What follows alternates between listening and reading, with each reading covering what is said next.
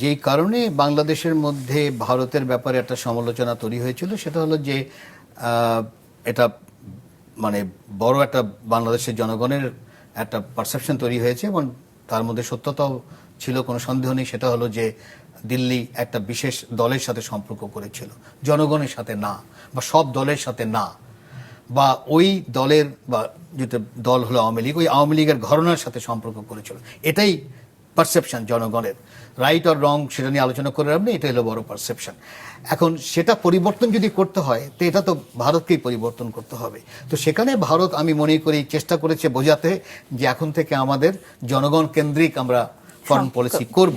কিন্তু তারা যেটা মানে মানে যেহেতু অন্তর্বর্তীকালীন সরকার সময় বেশ কিছু নেগেটিভ কথাবার্তা হয়েছে, তারা বলছেন আমার নির্বাচিত সরকারের সাথে করব, সো নির্বাচন হোক।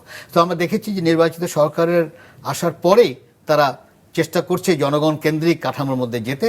তার একটা ভালো এক্সাম্পল অফ ভিসা নিয়ে। এবার আমরা এটাও দেখেছি যে ভিসা নেয়ার জন্য প্রথম দিনেই যেই লাইন হয়েছে তাতে বোঝা গেল যে জনগণও চাচ্ছে একটা জনগণ কেন্দ্রিক সম্পর্ক তৈরি করা।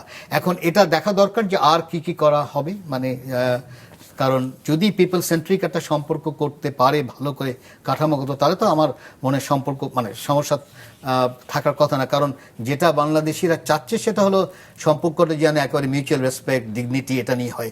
ওই জিনিসটা একটা অভাব হয়ে গিয়েছিল, হয় কথাবার্তা হয়ে গেছে, নাহলে কতগুলো বিষয়, এমনকি তিস্তার বিষয় যেটাই হোক, সেই জায়গায় সমস্যার যদি সমাধান করতে হয় ওটা ভারতকেই এখন করতে হবে। এখন ভারত ইনক্লুডিং বর্ডারের যে ক্লিনটা, তো এই জিনিসগুলো তারা যদি না বুঝে, তারা যদি এটাকে মানে কি বলা হয় কিছুই যদি না করে, তাহলে তো বাংলাদেশের মধ্যে ওই ভারতের বিরুদ্ধে যে কথাবার্তা এটা মানে আরো বাড়তে থাকবে। তো আমার মনে হয় ভারতও ভালো করে জানে যে জনগণ কেন্দ্রিক একটা সম্পর্ক করতে গেলে এই জিনিসগুলো পরিবর্তন করতে হবে। এখন কিভাবে কত তাড়াতাড়ি করবে সেটা দেখা দরকার।